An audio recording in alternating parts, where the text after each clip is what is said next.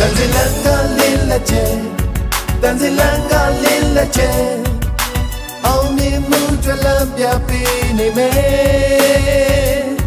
Tanzilanga lilache Tanzilanga lilache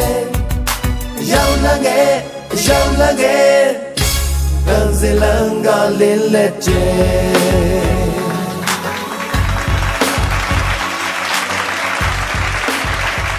အားလုံးမင်္ဂလာပါ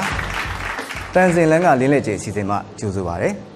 ကျွန်တော်စီသူလင်ပါကျွန်တော်တို့ရဲ့အစီအစဉ်ကတေးဂီတဝါသနာရှင်တွေအတွက်အဆင့်မြင့်ပြိုင်ပွဲလို့တင်စားခေါ်ဝေါ်ရင်လည်းမမှားပါဘူးဘာကြောင့်လဲဆိုတော့ဒီအစီအစဉ်မှာပါဝင်ရှင်ပြိုင်သူတွေအားလုံးကတခြားအခြားသောအဆိုပြိုင်ပွဲတွေမှာဆုရရှိပြီးသားသူတွေကိုစုစည်းပြီးတော့စင်ခေါ်ပွဲလေးအတွင်းနဲ့ကျင်းပထားတဲ့ပွဲဖြစ်ပါတယ်နောက်တစ်ခုထူးခြားချက်ကတော့ဒီအစီအစဉ်မှာရှင်ပြိုင်မဲ့တီးသချင်းတွေကလွန်ခဲ့တဲ့10စုနှစ်ကနေပြီးတော့ခုချိန်ထိနာမည်ကျော်ကြားလူကြိုက်များခဲ့တဲ့အဆိုတော်များရဲ့ popular တေးသချင်းအပုပ်20ကိုမဲနှိုက်ပြီးတော့ဒီဆိုရှင်ပြိုင်နေမှာဖြစ်ပါတယ်ဒီအတွက်ရှင်ပြိုင်သူတွေအနေနဲ့တပုတ်ကောင်းလေ့ကျင့်လာလို့မရပါဘူးတကယ်ပါရမီအခန့်ရှိပြီးတော့ကြိုးစားပါမှလင်းလက်ကျဲအကောင်းဆုံးဆုကိုရရှိနိုင်မှာဖြစ်ပါတယ်ကဲဒီတစ်ပတ်ဘယ်ဆိုတော်ရဲ့သချင်းတွေဖြစ်မလဲဆိုတော့အားလုံးပဲသိကြနေကြတယ်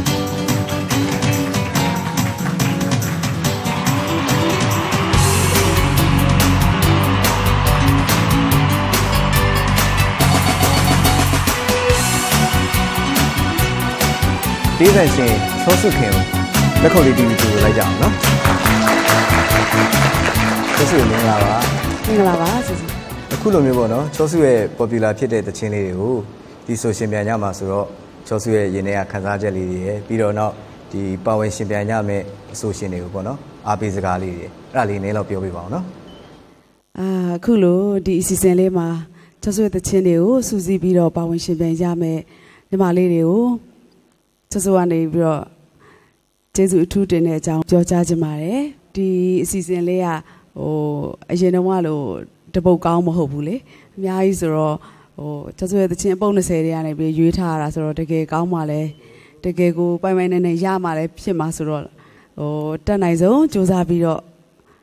တီးဆိုပေးကြပါလို့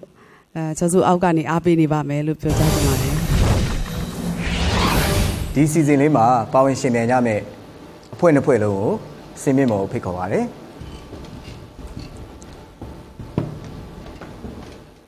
ကိုယ့်ရဲ့နာမည်လေးတွေကိုပြည်သက်နဲ့မိတ်ဆက်ပေးလိုက်အောင်နော်အားလုံးပဲမင်္ဂလာပါကျမနာမည်ဖွေးဖွေးလို့ခေါ်ပါတယ်ကျမကသူဝနာနေနာရောက်ပြီးရှင်ပြိုင်ခြင်းဖြစ်ပါတယ်ရှင်ဟုတ်ပါပြီညီမလေးဒါဆိုနံပါတ်2ညီမလေးမိတ်ဆက်ပေးပါအောင်အားလုံးပဲမင်္ဂလာပါရှင်ညီမနာမည်ကတော့တီရီခင်စောလို့ခေါ်ပါတယ်ရန်ကုန်တိုင်းဗဘေးရန်မြို့နယ်မှာလာရောက်ရှင်ပြိုင်ခြင်းဖြစ်ပါတယ်ဟုတ်ပါပြီကျေးဇူးတင်ပါတယ်အားလုံးပဲမင်္ဂလာပါကျမနာမည်ကတော့ဟန်ဆုလက်ဖြစ်ပါတယ်ကျမရန်ကုန်တိုင်းလှည်းကူးမြို့နယ်လာရောက်ရှင်ပြိုင်တာပါရှင်အားလုံးပဲမင်္ဂလာပါရှင်သမီးနာမည်ရင်အေးလို့ခေါ်ပါတယ်ရန်ကုန်တိုင်းမြောက်ကလာပါမြို့နယ်လာရောက်ရှင်ပြိုင်ဖြစ်ပါတယ်အားလုံးပဲမင်္ဂလာပါရှင်သမီးရဲ့နာမည်ကတော့နွေးအင်စလီဖြစ်ပါတယ်သမီးကပဲခူးတိုင်းတောင်ငူမြို့ကနေလာရောက်ရှင်ပြိုင်ခြင်းဖြစ်ပါတယ်ရှင်ဟောပဲခူးကနေလာပြန်တာပေါ့ဟုတ်ကဲ့ပါအားလုံးပဲမင်္ဂလာပါရှင်သမီးနာမည်ကတော့စုမှုလေးလို့ခေါ်ပါတယ်သမီးရှင်ပြိုင်နေရတော့ရန်ကုန်တိုင်းမင်္ဂလာမြို့နယ်ဖြစ်ပါတယ်ရှင်အားလုံးပဲမင်္ဂလာပါရှင်သမီးနာမည်ကမြင့်မြင့်အေးပါရန်ကုန်တိုင်းတွန်တေးမြို့နယ်ကနေလာရောက်ရှင်ပြိုင်ခြင်းဖြစ်ပါတယ်အားလုံးပဲမင်္ဂလာပါရှင်ကျမနာမည်ကတော့သူစာလင်းဖြစ်ပါတယ်မယန်းကုန်းမြို့နယ်ခွဲကျန်ကနေလာရောက်ရှင်ပြိုင်ခြင်းဖြစ်ပါတယ်ရှင်ဟုတ်ပါပြီဒီကညီမတွေအားလုံးကျေးဇူးထူးပဲတင်ရှိပါတယ်အဖွဲ့1ကတော့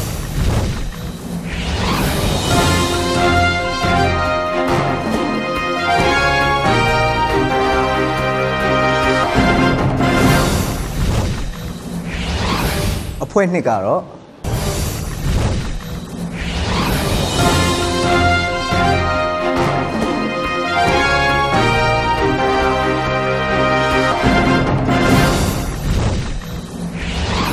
အခုဒီစီဇန်ကနေ semi final final ပွဲစဉ်အထိဘယ်လိုပုံစံမျိုးနဲ့ရွေးချယ်ပြီးတော့အစဉ်အဆက်တက်လာမလဲဆိုတာကိုအားလုံးသိပြီးသားဖြစ်လို့အသေးစိတ်ရှင်းမပြတော့ပါဘူးဒါပေမဲ့ sponsor company ရဲ့စေတနာနဲ့ပြုလုပ်ပေးထားတဲ့အစီအစဉ်လေးကိုတော့ရှင်းပြပေးပါစီအဲ့ဒါကတော့ TV ကြည့်တဲ့ချစ်ပရိသတ်များအနေနဲ့ပြိုင်ပွဲဝင်4ယောက်စတင်ရှင်ပြိုင်တဲ့အချိန်ကစပြီးတော့ group song တီးဆိုပြီးတဲ့အချိန်ထိဒီပွဲစဉ်မှာဘယ်သူကပထမဘယ်သူကဒုတိယအဆင့်နေနဲ့ semi final ကိုတက်ခွင့်ရမလဲဆိုတော့ခံမှန်းအဖြေကိုပေးရမှာဖြစ်ပါတယ်ဖုန်းနံပါတ်ကတော့0339132213ဖြစ်ပါတယ် ဒုတိယကြိမ်ပြောပြပါမယ်ဖုန်းနံပါတ်ကတော့0339132213ကို group sound တည်ဆိုပြီးတဲ့အချိန်ထိသာလက်ခံမှာဖြစ်ပါတယ်ဝင်လာတဲ့ဖုန်းတွေကအရင်ဆုံးအဖြစ်မှန်သူ10ယောက်ကို Oramin F တပူးစီလက်ဆောင်ပေးမှာဖြစ်ပါတယ်ဖုန်းဆက်သူတွေအနေနဲ့ပထမရသူဒုတိယရသူတွေကိုအမှတ်စဉ်နဲ့တွဲပြီးတော့နာမည်အတိအကျပေးနိုင်မှာဖြစ်ပါတယ်ပရိသတ်များရဲ့တုံ့ပြန်မှုကိုကြိုဆိုလျက်ပါပြိုင်ပွဲမစခင်ဒီပြိုင်ပွဲကိုအကဲဖြတ်အမှတ်ပေးဖို့ဖိတ်ခေါ်ထားတဲ့ဒိုင်လူကြီးများနဲ့မိတ်ဆက်ပေးပါရစေစပွဲရဲ့ဘယ်ဘက်မှာထိုင်နေတာကတော့တီးရီနောင်နောင် sunflower ဖြစ်ပါတယ်စပွဲရဲ့အလယ်မှာထိုင်နေတဲ့ဒိုင်လူကြီးဖွဲ့ဝင်ကတော့တီးတန်ရှင်အဲခွန်းကြီးဖြစ်ပါတယ်စပွဲရဲ့ညာဘက်မှာထိုင်နေတဲ့အကဲဖြတ်ဒိုင်လူကြီးကတော့တီးရီဆရာညီညီသွင်းဖြစ်ပါတယ်ဒီစီဇန်လေးကိုကုညီပံ့ပိုးပေးတာကတော့အမျိုးသမီးများအတွက်အဆင့်မြင့်အားစေး Oramin F မှာဖြစ်ပါတယ်ဒီအဆင့်မြင့်အားစေးကိုကိုရီးယားနိုင်ငံကထုတ်လုပ်ပြီး AA Medical Products Limited မှာတင်သွင်းဖြန့်ချိပါတယ် Oramin F အဆင့်မြင့်အားစေးမှာကိုရီးယားနိုင်ငံကထွက်ရှိတဲ့သဘာဝချင်းစင်းဆေးမြစ်အစီအနှင့်သဘာဝပြားများမှပြားပြင်ပါရဲ့အစာအဖြစ်အထူးစီမံထုတ်လုပ်ထားတဲ့အာဟာရပြည့်ဝတဲ့ Royal Jelly အစီကျစေတဲ့ Lecithin သွေးအားပြည့်ဖြိုးစေတဲ့တန်ဓာတ် Antioxidant လို့ခေါ်တဲ့အိုမင်းရင့်ရောခြင်းကိုစန့်ကျင်စေနိုင်တဲ့ Vitamin A, C, E တို့အပြင်ခန္ဓာကိုယ်ကျန်းမာစေဖို့မရှိမဖြစ်လိုအပ်တဲ့ Vitamin နဲ့သက်ဆောင်တဲ့18မျိုးတို့ပါဝင်ပါတယ်။အမျိုးသမီးများကျန်းမာနှုတ်ပြုမှုအတွက်အထူးထုတ်လုပ်ထားတဲ့အဆင့်မြင့်အားစေးဖြစ်ပါတယ်။အမျိုးသမီးဘဝမှာအသက်25နှစ်ကျော်လာရင်ခန္ဓာကိုယ်ရဲ့ဇီဝကမ္မဖြစ်စဉ်ပြောင်းလဲမှုတွေကြောင့်ခန္ဓာကိုယ်ဝဖြိုးလာမှုအသားအရည်ပြောင်းလဲလာမှုယောဂဗျာဝင်ရောက်လာမှုစတဲ့ပြောင်းလဲမှုတွေကိုအချိန်ယူတိုက်ဖြတ်နိုင်မှုအတွက်တဘာဝအနေထွက်ရှိတဲ့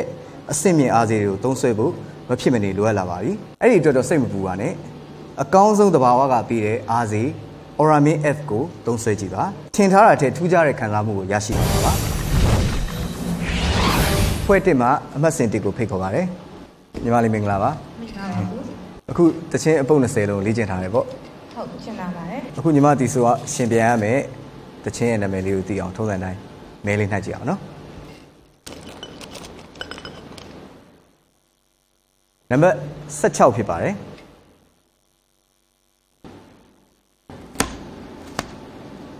ရင်မခုန်သေးဘူးတဲ့တချင်းနာမည်ကတော့ရင်မခုန်သေးဘူးတဲ့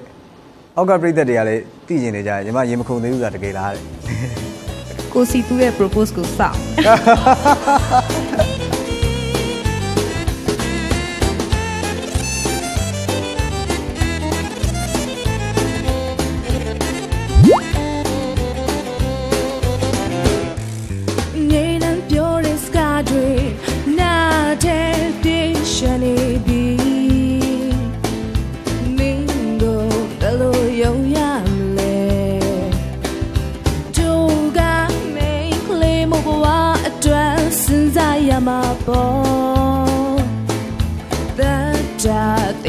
Missing you call like die to mama hold down can that made you come the new name die at the pool the la the gay or see la do greatly you come they will go see it the not lady to drag the by sa lady in Windsor. Oh, now Saturday dream you think since I've been to go the Charlie in a child in call like die to mama hold down can that made it in come the new name die out the pool the la the gay old chiela Grilation cold elo ba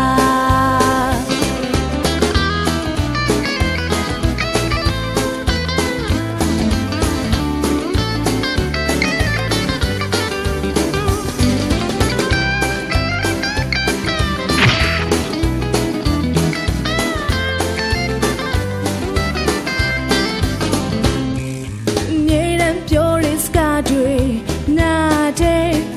shane be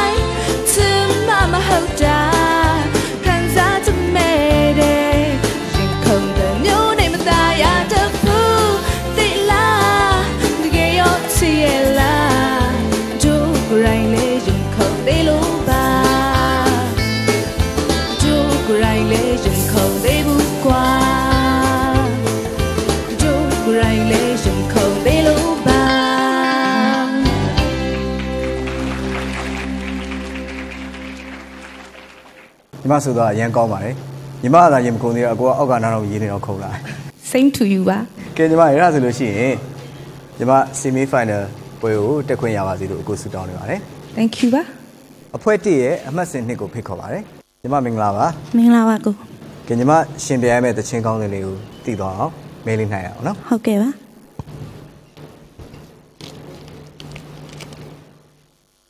number 8ပါ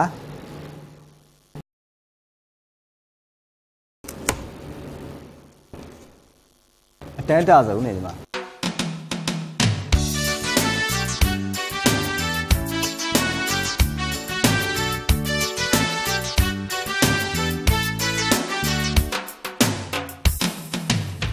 ရောင်စုံပန်းပွင့်လေးတွေလေးလာတိုင်းမှာရေးမေလေးမရောင်စုံမွေးပင်ပြန်နေစေမယ်နော်ရောင်စုံမိုးတိမ်လေးတွေအပြာရောင်ကောင်းကင်နေမှာနေရယူလာညာနေလာပါနေမယ်လေအိုးကိုရဲ့ဒီစိတ်ကူးတာယာတဲ့ကပါတဲ့လိုနေတာကတော့ချိုးတဲ့အချစ်တွေပဲမိရဲ့ချင်များနဲ့အလားဆုံးချစ်အိမ်ကလေးရှောင်းဆုံးအလားများကြတဲ့အတန်ပြဆုံးမှာကိုရဲ့အတန်ပြဆုံးမှာကို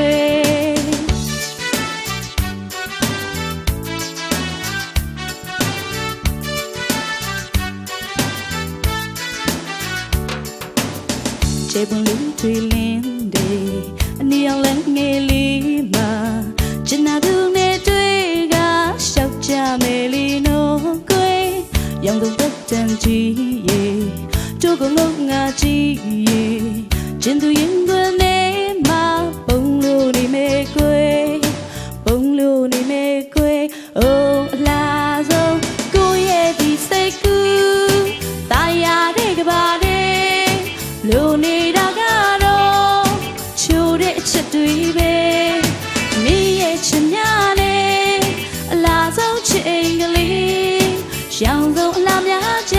တဲ့အတန်တဆုံးမှာကိုရဲ့အတန်တဆုံးမှာကိုရောင်သွေးဆုံးနဲ့ပန်းပွင့်တွေရှိမယ်အချစ်များစွာနဲ့တို့နှစ်ယောက်အတူရှိမယ်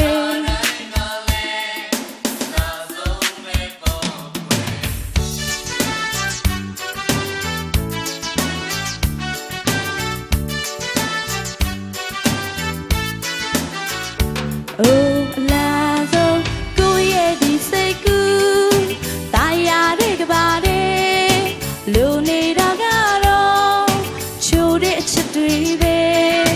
မိရဲ့ချင်များနဲ့အလားဆုံးချစ်အိမ်ကလေးရှောင်းဆုံးအလားများကြတဲ့အတန်တဆုံးမှာကိုရဲ့အတန်တဆုံးမှာကိုရဲ့ဒီစိတ်ကူးတာယာတဲ့ကပါတဲ့လိုနေတာကတော့ချိုးတဲ့အချစ်တွေပဲမိရဲ့ချင်များနဲ့အလားဆုံးချစ်အိမ်ကလေးရှောင်းဆုံးအလားများကြတဲ့အတန်တဆုံးမှာကိုရဲ့အတန်တဆုံးမှာကိုအိုးကိုရဲ့ဒီစိတ်ကူးတာယာတဲ့ကပါတဲ့လိုနေတာကတော့ချိုးတဲ့အချစ်တွေပဲမိရဲ့ချင်များနဲ့ကျေးဇူးများတင်ပါတယ်ရှင် ညီမတီဆိုရှင်မြန်တော့အရန်ကောင်းပါတယ် ကျေးဇူးတင်ပါတယ် ကဲ ရှင် ဝါသနာရှင်တယောက်လို့တော့မှမထင်ရဘူးအောက်ကနေတကယ်အဆိုတော်တယောက်ဆိုနေလို့ထင်နေတာကွာ ကျေးဇူးများတင်ပါတယ် ညီမလည်း semi final ပွဲကိုတက်နိုင်ပါစေလို့ကိုဆုတောင်းပေးပါရနော် ကဲပြည့်စုံနေပြပါစေ ဖွဲ့1ရဲ့အမှတ်စဉ်3ကိုဖိတ်ခေါ်ပါတယ်ညီမမင်္ဂလာပါ မင်္ဂလာပါရှင် ဘာချင်းဆိုရမှမသိသေးတော့ရင်းနေခုံနေပါမယ်နော် နည်းနည်းတော့ခုန်နေ ဘယ်ချင်းကြမယ်ဆိုတာသိအောင်တော့မဲလေးနှိုက်ကြည့်အောင်နော် number 12ဖြစ်ပါတယ်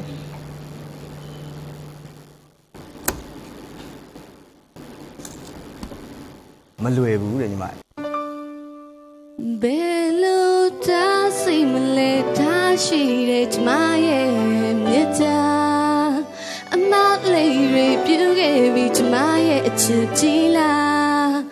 ငူစိတ်ကြီးစိတ်တော့ဒီလိုဆို ပါလားသူတို့ထပ်ပေါ်ချစ်ခဲ့ရင်လီကမှာပဲချစ်စလို့ညောခဲ့ရတာလေမော်ပြီး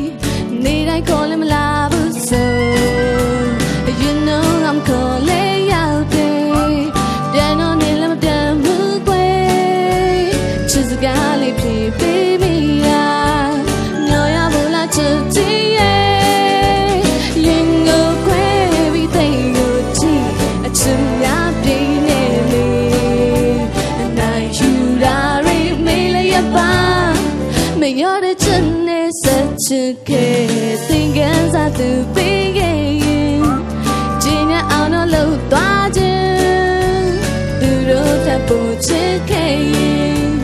ညောရတာတော့မမေ့ရှင်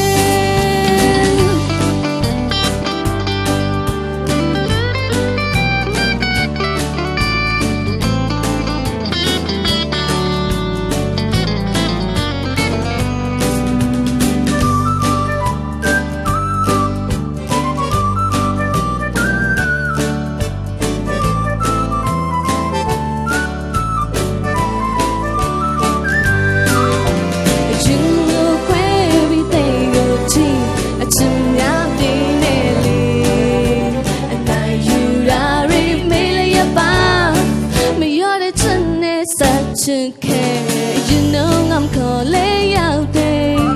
ပြန်တော့နေလည်းမပြန်ဘူးကွယ်ချစ်စကားလေးဖြေပေးမိတာညောရဖို့လားချစ်ချစ်ရဲ့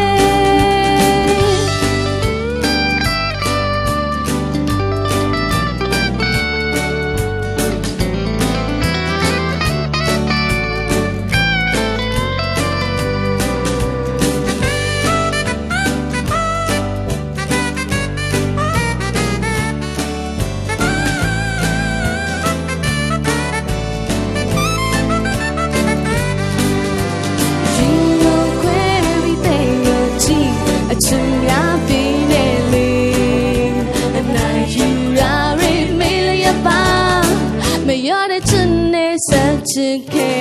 သင်ကန်းစားသူပေးခဲ့ရင်ချိန်နဲ့အောင်တော့လို့သွားခြင်းသူတို့ထပ်ဖို့ချစ်ခဲ့ရင်ညောရတာတော့မမေ့ရှင်သူတို့ထပ်ဖို့ချစ်ခဲ့ရင်မလဲဘူးရောင်တော့အမ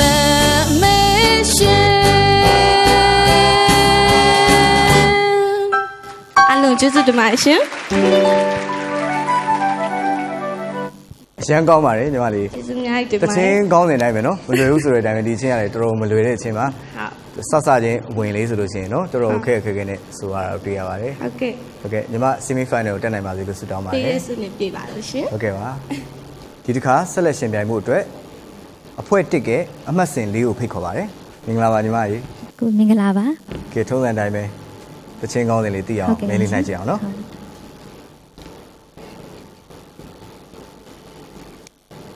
နံပါတ်19ဖြစ်ပါတယ်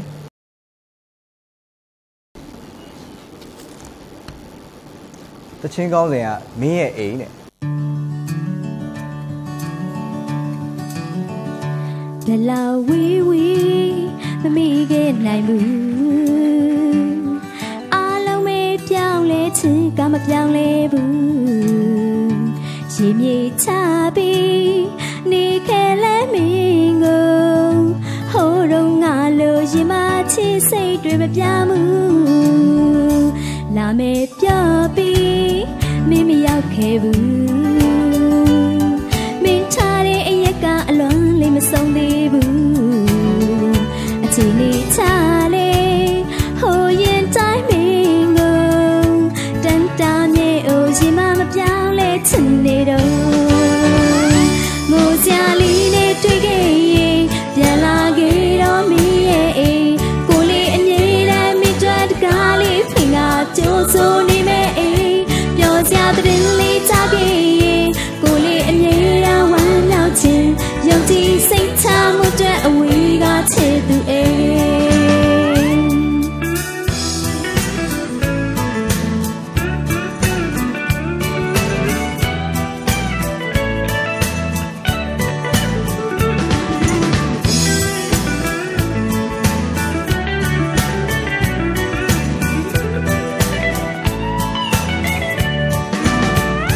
ဘယ်လောက်ဝေးဝေးမအေးခဲ့နိုင်ဘူးဟိုချစ်ကဟောင်းလဲနွမ်းလို့မသွားသေးဘူးချီနေချလေဟိုရင်တိုင်းမင်းကိုတန်တာမြေအိုရင်မမပြောင်းလဲချင်နေတော့နေပါပြပြီးမင်းမရောက်ခဲ့ဘူးမင်းထားတဲ့အရကအလွန်လေးမဆုံးသေးဘူးအချီလေးချပြီးဟိုရင်တိုင်းမင်းကိုတန်တာမြေအိုရင်မမပြောင်းလဲချင်နေတော့ငိုစရာလေးနဲ့တွေ့ခဲ့ရင်ပြန်လာခဲ့တော့မင်းရဲ့အိမ်ကိုလေးအမြဲတမ်းမင်းတို့တကားလေးဖွင့်ကကြိုးဆိုနေမဲ့အိမ်ပြောစရာတဲ့လေးချခဲ့ရင်ကိုလေးအမြဲတမ်းဝမ်းမြောက်ခြင်းယုံကြည်စိတ်ချမှုတွေအဝေးကချစ်သူအိမ်ငိုစရာလေးနဲ့တွေ့ခဲ့ရင်ပြန်လာခဲ့တော့မင်းရဲ့အိမ်ကိုလေးအမြဲတမ်းမင်းတို့တကားလေးဖွင့်ကကြိုးဆိုနေမဲ့အိမ်ပြောစရာတဲ့လေးချခဲ့ရင်ကိုတင်မင်းတို့ဝမ်းမြောက်ခြင်းယုံကြည်စိတ်ချမှုတွေအဝေးကချစ်သူအိမ်ပြောစရာတဲ့လေးချခဲ့ရင်ကိုလေးမြေတဲ့ဝမ်းမြောက်ခြင်းယုံကြည်စိတ်ချမှုတွေအဝေးကချစ်သူအိမ်တွေ့မှာလေရှင်ဒီမှာတီဆိုသွားအရင်ကောင်းပါတယ်ကြွယ်ပါရှင်ဆီမီဖိုင်နယ်ပွဲစဉ်ကိုတက်ရောက်ခွင့်ရပါစေလို့ကိုဆုတောင်းပေးပါတယ်ကျေးဇူးတင်ပေးပါရှင်ဒီစီစဉ်လေးကိုကုညီပံ့ပိုးပေးတာကတော့အမျိုးသမီးများအတွက်အဆင့်မြင့်အားစေး Oramin F မှာဖြစ်ပါတယ်ဒီအဆင့်မြင့်အားစေးကိုကိုရီးယားနိုင်ငံကထုတ်လုပ်ပြီး AA Medical Products Limited မှာတင်သွင်းဖြန့်ချိပါတယ် Oramin F အဆင့်မြင့်အားစေးမှာကိုရီးယားနိုင်ငံကထွက်ရှိတဲ့သဘာဝဂျင်စင်းဆေးမြစ်အစီအနှင့်သဘာဝပြားများမှပြားပြင်မရဲ့အစာအဖြစ်အထူးစီမံထုတ်လုပ်ထားတဲ့အာဟာရပြည့်ဝတဲ့ Royal Jelly အစီကျစေတဲ့ Lecithin သွေးအားပြည့်ဖြိုးစေတဲ့တန်ဓာတ် Antioxidant လို့ခေါ်တဲ့အိုမင်းရင်ရောခြင်းကိုစန့်ကျင်စေနိုင်တဲ့ Vitamin A, C, E တို့အပြင်ခန္ဓာကိုယ်ကျန်းမာစေဖို့မရှိမဖြစ်လိုအပ်တဲ့ Vitamin နဲ့သက်ဆောင်တဲ့18မျိုးတို့ပါဝင်ပါတယ်အမျိုးသမီးများကျန်းမာနှုတ်ပြုမှုအတွက်အထူးထုတ်လုပ်ထားတဲ့အဆင့်မြင့်အားစေးဖြစ်ပါတယ်အမျိုးသမီးဘဝမှာအသက်25နှစ်ကျော်လာရင်ခန္ဓာကိုယ်ရဲ့ဇီဝကမ္မဖြစ်စဉ်ပြောင်းလဲမှုတွေကြောင့်ခန္ဓာကိုယ်ဝဖြိုးလာမှုအသားအရည်ပြောင်းလဲလာမှုယောဂဗျာဝင်ရောက်လာမှုစတဲ့ပြောင်းလဲမှုတွေကိုအချိန်ယူတိုက်ဖြတ်နိုင်မှုအတွက်တဘာဝအနေထွက်ရှိရဲ့အဆင့်မြင့်အားစေးတွေကိုသုံးစွဲဖို့မဖြစ်မနေလိုအပ်လာပါပြီအဲ့ဒီအတွက်တော့စိတ်မပူပါနဲ့အကောင်းဆုံးတဘာဝကပေးတဲ့အားစေး Oramin F ကိုသုံးစွဲကြည့်ပါထင်ထားတာထက်ထူးခြားတဲ့ခံစားမှုကိုရရှိပါပါဒီပြန်ပွဲလေးမှာပါဝင်ရှင်ပြိုင်သွားကြတဲ့ဒီဝါသနာရှင်လေးတွေတည်ဆိုသွားတာကိုကြည့်ပြီးတော့စိတ်ထဲမှာဖြစ်ပေါ်လာတဲ့ရင်ထဲကခံစားချက်လေးတွေကိုပြောကြားပေးဖို့တေးတန်ရှင်ချောစုခင်ကိုစင်မင်းမော်ဖိတ်ခေါ်ပါတယ်ကဲချောစုရေဒီဝါသနာရှင်လေးတွေရှင်ပြိုင်သွားတာကြည့်ပြီးတော့ချောစုရဲ့စိတ်ထဲမှာဖြစ်ပေါ်လာတဲ့ခံစားချက်လေးတွေအဲ့ဒါလေးလည်းထပ်ပြောပေးပါဦးချောစုကတော့သူတို့ရှင်ပြိုင်တာကိုကြည့်ပြီးတော့သူတို့ကိုစားရင်ခုန်တယ်ပြီးတော့တချင်းလေးတွေကိုတီးဆိုသွားတဲ့နေရာမှာကိုပိုင်ဟန်လေးတွေနဲ့မှုအပြည့်နဲ့ဆိုသွားတာတွေ့ရတဲ့အတွက်ကြောင့်မလို့သူတို့ကိုစားချောစုအားရပါတယ်လို့ဟုတ်ကဲ့ပါချောစုကျေးဇူးအများကြီးတင်ပါတယ်ပြီးတော့နောက်အခုဒီဒိုင်လူကြီးရဲ့အမှတ်ပေါင်းနေတဲ့အချိန်မှာပေါ့နော်ပထမဆုနဲ့ဒုတိယဆုဘယ်သူရတယ်ဆိုတာမကြေညာခင်လေးမှာပြည်သက်တွေအားလုံးကလည်းစောင့်မျှော်နေကြတယ်ဒီဝါသနာရှင်လေးနဲ့ချောစုနဲ့တွဲဖက်ပြီးတော့ lesson can ဒီချင်းလေးပေါ့နော် group sound လေးတစ်ပုတ်လောက်တီးဆိုပေးဖို့အဲ့ဒါလေးကိုတောင်းဆိုချင်ပါတယ်ပြည်သက်တွေအားလုံးလည်းကြားကျင်နေကြပါတယ်ချောစုနဲ့အတူတီးဆိုကြမယ်ဝါသနာရှင်ပြိုင်ပွဲဝင်လေးတွေကိုချောစုပဲဖိတ်ခေါ်ပေးပါဦးစင်မြင့်ပေါ်ကိုကြွပြီးဖို့ချောစုကဖိတ်ခေါ်ပါတယ်အခုချောစုတို့ညီမလေးတွေနဲ့ပူပေါင်းပြီးတော့သချင်းလေးတစ်ပုဒ်ကိုတီးဆိုကြပါတယ်ရှင်ရဲဆိုတဲ့သချင်းလေးကိုနားဆင်ပေးပါရှင်ရဲဘယ်လိုစွမ်းအားများလဲနားမလဲတကယ်ဘယ်လိုချိုးလေးတာပဲချီလာလေ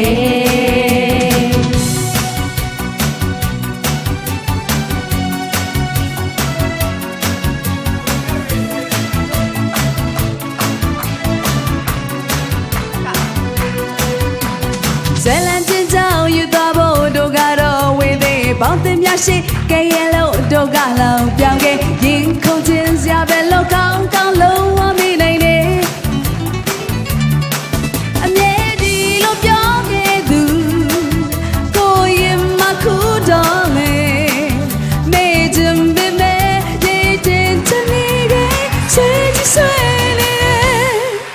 She bello suaviare namle again bello giuliani antuare She bello suaviare namle again bello giuliani ci dave ခုလိုညီမငယ်လေးနဲ့အတူတွဲပြီးတော့ group song လေးတည်ဆိုပြီးသွားတဲ့ချောစုကိုကျေးဇူးအများကြီးတင်ပါတယ်တကယ်ရင်ခုန်စရာကောင်းတဲ့အချိန်ကအခုမှစဘာလို့လဲဆိုတော့ဘယ်သူကပထမရတယ်ဘယ်သူကဒုတိယရတယ်ဆိုတာကိုကြေညာမယ့်အချိန်ဖြစ်သွားပြီเนาะအကိုတော်မညီမတို့ရဲ့ကိုစားအရင်ရင်နေခုန်နေပထမဦးဆုံးစတုထရတယ်လို့အရင်ကြေညာမယ်ပြီးတော့တတိယเนาะအဲ့လိုဆင်လိုက်ကြေညာပြီးတော့မယ်เนาะအမှတ်စဉ်၄ဖြစ်တဲ့မရင်အေးရစရုပ်ထားစုရရှိပါတယ်အမှတ်48.6ပါတတိယစုရတဲ့သူကတော့အမှတ်51.6နဲ့အမှတ်စဉ်3ဖြစ်တဲ့ဟန်စုလက်ကရရှိသွားပါတယ်တစ်ကိုရင်ကြီးညာရင်ကောင်းမလားနှစ်ကိုရင်ကြီးညာရင်ကောင်းမလားစဉ်းစားနေပထမရရှိသွားတဲ့သူကတော့အမှတ်54.6မှတ်နဲ့ဖွေးရနေပြီးတော့အမှတ်စဉ်1ပထမရရှိသွားပါတယ်ဒုတိယရရှိတဲ့ညီမလေးကတော့မတ်တီရီခင်စောမတ်စင်နှစ်ပါသူကဒုတိယရရှိသွားပါတယ်အမှတ်ကတော့52.3နဲ့ဒုတိယစုကိုရရှိသွားပါတယ်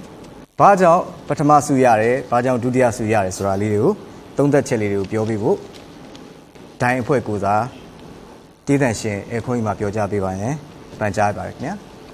စရုပ်ထစုရသွားတဲ့အမင်းရဲ့အိမ်တချင်းသူစုသွားတဲ့အရေးအကြောင်းပြောချင်ပါတယ်နော်သမီးရဲ့အတန် don't color ကောင်းပါတယ်ဒါပေမဲ့အတန်နည်းနည်းလေးပါတယ်နော်အတန်တော့ကောင်းတယ်သမီးနော်ဒါပေမဲ့လေအတန်တည်ငြိမ်မှုကနည်းနည်းလေးအားနေတာကိုအန်ဒရတွေ့ရပါတယ်နော်ဒါကြောင့်မလို့သမီးအတန်နည်းနည်းလှုပ်တဲ့အခါကျတော့လေ timing လေးကိုသွားပြီးတော့နည်းနည်းထိခိုက်တယ်လို့မြင်တော့အန်ဒရမြင်ပါတယ်နော်သမီးရဲ့အတွေ့အကြုံနည်းနေသေးတယ်လို့လည်းအန်ဒရထင်ပါတယ်စင်ပေါ်မှာ stage fright ပေါ့သမီးနည်းနည်းလေးဟိုစိတ်လှုပ်ရှားတဲ့ပုံလေးကိုလည်းအန်ဒရတွေ့ရတာပေါ့နော်အဲ့ဒါကြောင့်နောက်ကြလို့ရှိရင်တချင်းတွေများများသိဆိုပြီးတော့လေ့ကျင့်ရင်ဒီထက်ပိုပြီးတော့ကောင်းမယ်လို့အကြံပေးချင်ပါတယ်နော်တတိယဆူရသွားတဲ့ဟန်ဆုလက်နော်သမီးဆိုတဲ့တခြင်းလေးကမလွယ်ဘူးဆိုတဲ့အတိုင်းပဲတကယ်လည်းမလွယ်ပါဘူးเนาะအဲ့တခြင်းလေးကအန်ဒရိုဟို Rudolph the Red-Nosed Reindeer ဆိုတော့အဲ့ Christmas တခြင်းရဲ့အလိုက်ကလေးเนาะအဲ့တော့အစလေးကတခြင်းပုံစံလေးကမြမြကြွကြွနဲ့ချစ်စရာကောင်းမှုသားပဲတခြင်းပုံစံလေးကเนาะဒါပေမဲ့လည်းအဲ့တခြင်းလေးကလွယ်မြောင်နဲ့ခက်တဲ့တခြင်းလေးဆိုတော့သမီးကတချို့ဘယ်တန်လေးတွေမှာအဓိကတော့ဘယ်တန်ပေါ့သမီးရဲ့ဘယ်တန်လေးတွေမှာတချို့က pitch လေးတိတ်မရောက်တာတွေ့ရပါတယ်သမီးဆိုတော့လည်းအရန်ချစ်စရာကောင်းတယ်အန်ဒရိုလည်းအရန်စုပေးခြင်းတယ်เนาะအဲ့ chorus bite လေးတွေမှာတချို့နောက်ဆုံးစာကြောင်းလေးတွေမှာလည်းသမီးက flat လေးတွေနည်းနည်းဖြစ်သွားတယ်เนาะအဲ့ဒါကြောင့်မို့လဲသမီးကဒုတိယဆုနဲ့လွဲသွားတာဖြစ်ပါတယ်။နောက်ဆိုလို့ရှိရင်တော့တေချာ view site ပြီးတော့စိတ်တက်မကြပဲနဲ့ဒီဆိုလေ့ကျင့်ပါလို့ပြောချင်ပါတယ်နော်။ဒုတိယဆုရတဲ့နော်အတန်းတဆုံးအချင်းစီဆိုသွားတဲ့တေရီခင်စောသမီးကတော့အတန်ပါဝါအားလည်းကောင်းကောင်းနော် force အားလည်းကောင်းကောင်းနဲ့ဒီဆိုသွားနေတာတွေ့ရပါတယ်။ဒါပေမဲ့သမီးလည်းစိတ်လှုပ်ရှားနေတယ်လို့အန်ဒရိုထင်ပါတယ်။နော် bridge bite ဒီမှာအကုန်တော်တော်များများလေးမှာသမီးနည်းနည်းလေးတွေခြုံလာပေါ့သမီးရှပ်ဖြစ်နေတာအန်ဒရိုတွေ့ရပါတယ်နော်ဒါပေမဲ့လည်းသိပြောပလောက်အောင်တော့မရှိပါဘူးတပုံလုံးခြုံကြည့်ရင်တော့လေကောင်းပါတယ်နော်ဒီတော့နောက်ထပ်ဒါပေမဲ့အခုကဒီပွဲနဲ့မပြီးသေးဘူးသမီးရဲ့နော်နောက်ထပ်ပြိုင်ပွဲတွေမှာပို့ပြီးတော့အဆင့်မြင့်သွားပြီနော်အဲ့တော့ပို့ပြီးရှင်ပြရမယ်ဆိုတဲ့အခါကျတော့ဒီထက်ပို့ပြီးတော့ view site တည်ဆိုဖို့တော့လိုအပ်မယ်လို့အကြံပေးချင်ပါတယ်ဒါပေမဲ့စိတ်လှုပ်ရှားပြီးတော့သမီးအရင်ကြီးလဲဟိုပုံမှန်ဆိုနေကြအတိုင်းပဲဆိုသွားရင်တော့ပိုကောင်းပါလိမ့်မယ်နော်ပထမဆူရတဲ့ဖွေးကြောင့်ပြောချင်ပါတယ်ဖွေးသမီးဆိုတဲ့ရင်မခုန်သေးဘူးဆိုတဲ့ချင်းလေးကတော့ country fox ပုံစံမျိုးလေးဆိုတော့လေပေါ့ပမျိုးကြွလေးနဲ့တီးဆိုသွားတဲ့ပုံစံသမီးဆိုတဲ့ပုံစံလေးနဲ့အတော်တော်လေးလိုက်ဖက်ပါတယ်အတန်လေးကလည်းကြည်လင်းနေစာသားလေးကလည်းပြီးတာတယ်အထူးသဖြင့်အတန်ဝဲဆိုတာလေးကသမီးကအရန်ကိုလှတယ်နော်အဲ့တော့ chorus ချိုစာသားပိုက်မှာသမီးလည်းအဲ့လိုပဲတစ်လုံးနှလုံးလောက်မှာတော့နည်းနည်းလေး flat ဖြစ်တာလေးတွေ့ရတယ်ဒါပေမဲ့လည်းအပြစ်ပြောရအောင်တော့မရှိပါဘူးနော်အဲ့တော့သမီးက timing လည်းကောင်းတယ် performance လေးသွားပုံလေးကတော့အရန်ချစ်စရာကောင်းပါတယ်နော် expression ထက်ဆိုတော့လည်းကောင်းတဲ့အတွက်သမီးကိုပထမစုပေးလိုက်ရခြင်းဖြစ်ပါတယ်ကျေးဇူးအများကြီးတင်ပါတယ်အခုလိုသုံးသက်ချက်များကိုပြောကြားပေးသွားတဲ့တည်တံ့ရှင်အနေအခွင့်အရေးကျေးဇူးအများကြီးတင်ပါတယ်ခုတစ်ခါဆက်လက်ပြီးတော့ဝါသနာရှင်များကိုစုချီးမြှင့်ပေးဖို့အတွက် Oramin F မှာ Merchandising Supervisor ဦးတင်လွင်ထွန်းကိုစင်မြင့်ပေါ်ဖိတ်ခေါ်ပါရခင်ဗျာပထမအမှတ်အများဆုံးစုကတော့ကျပ်3သိန်းဖြစ်ပါတယ်ဒုတိယစုကတော့9000ကျပ်ဖြစ်ပါတယ်တတိယနဲ့စရုပ်ထစုများကတော့ကျပ်3000စီဖြစ်ပါတယ်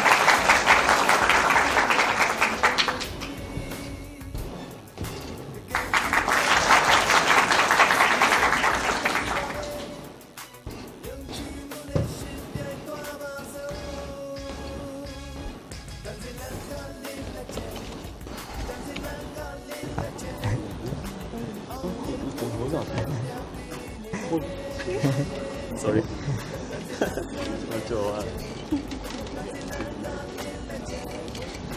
ဆုမြောက်ကိုချီးမြှင့်ပေးတဲ့ Oramin F မှာ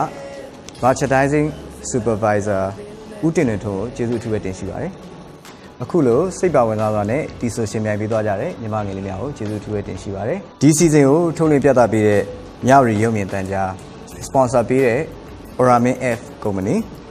ကြွားရောက်ချီးမြှင့်တီဆိုပေးတဲ့အဆိုတော်ချောစုခင်နဲ့အကဲပြတ်တန်လူကြီးအဖွဲ့နဲ့ TV ဖန်သားပြင်ပေါ်ကနေပြီးတော့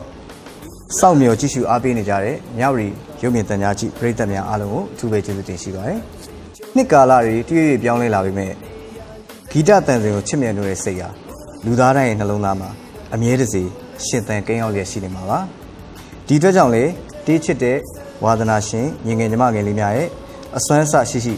ဖျော်ဖြေရှင်ပြိုင်သွားတာကိုအားပါတရခံစားကြည့်ရှုကြရင်လည်းဒီဝါသနာရှင်လေးတွေနောက်တစ်ချိန်မှာဂီတစင်မြင့်ထက်မှာအောင်မြင်ကြော်ကြားတဲ့လင်းလက်တဲ့ခြေတပွင့်ဖြစ်လာစေဖို့ဆုတောင်းပေးလိုက်ကြအောင်နော်မျှော်လင့်ချက်တွေပေးမယ်ကျွန်တော်တို့ရဲ့တန်စင်လန်းကလင်းလက်ကျဲအစီအစဉ်က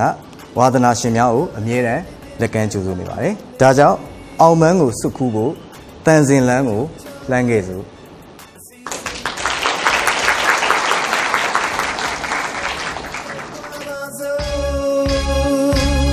တန်စင်လန်းကလင်းလက်ကျဲတန်စင်လန်းကလင်းလက်ကျဲအောင်မြင်မှုတလမ်းပြပေးနေမယ်တန်စင်လန်းကလင်းလက်ကျဲတန်စင်လန်းကလင်းလက်ကျဲရောက်လာခဲ့ရောက်လာခဲ့တန်စင်လန်းကလင်းလက်ကျဲ